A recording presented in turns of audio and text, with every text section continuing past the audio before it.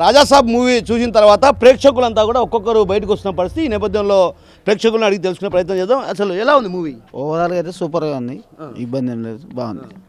ఎలా ఉంది brother movie? ఎలా ఉంది మూవీ? ఎలా ఉంది? బాగుందన్న బ్రదర్ మూవీ ఎలా ఉంది? మూవీ సూపర్గా ఉందండి, ఎక్సలెంట్ ఉంది, బాగుందా? బాగుంది. అంటే నటన కానీ ప్రభాస్ కానీ హైలైట్గా ఉంది.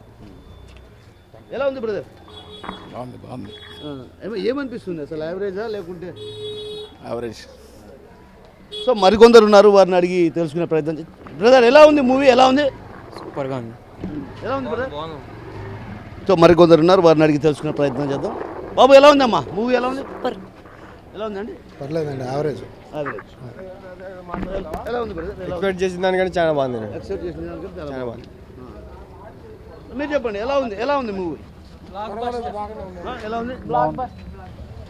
సో మొత్తం మీద అయితే అభిమానులు మాత్రం బ్లాక్ బస్టర్ అంటున్నారే కానీ కొంత ఎక్కడో తేడా కొడుతుందన్నటువంటి విషయం కూడా తెలుస్తుంది. ఎందుకంటే ఆయన నటనను చాలా ఊహించుకున్నటువంటి పరిస్థితి. అయితే మరికొందరు అభిమానులు బయటకు వస్తున్నారు. అసలు ఆయన నటనకు సంబంధించి ఎలా ఉందనే విషయం అడిగి తెలుసుకుందాం. కొందరు అభిమానులు వస్తారు, వాళ్ళని అడిగి చెప్పండి అన్న ఎలా ఉంది మూవీ? బ్రదర్ ఎలా ఉంది? సూపర్ అన్న, సూపర్ సూపర్ సూపర్. ఎలా ఉంది బ్రదర్? బాగుంది. Ramp super. బ్రదర్ ఎలా ఉంది మూవీ? ఎలా ఉంది? సూపర్. బ్రదర్ ఎలా ఉంది మూవీ? బాగుంది. బాగుందా?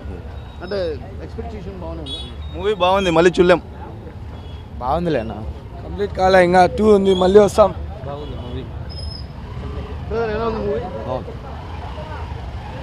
బ్రదర్ ఎలా ఉంది మూవీ? బ్రదర్ ఎలా ఉంది మూవీ? మూవీ ఎలా ఉంది? బాగుంది.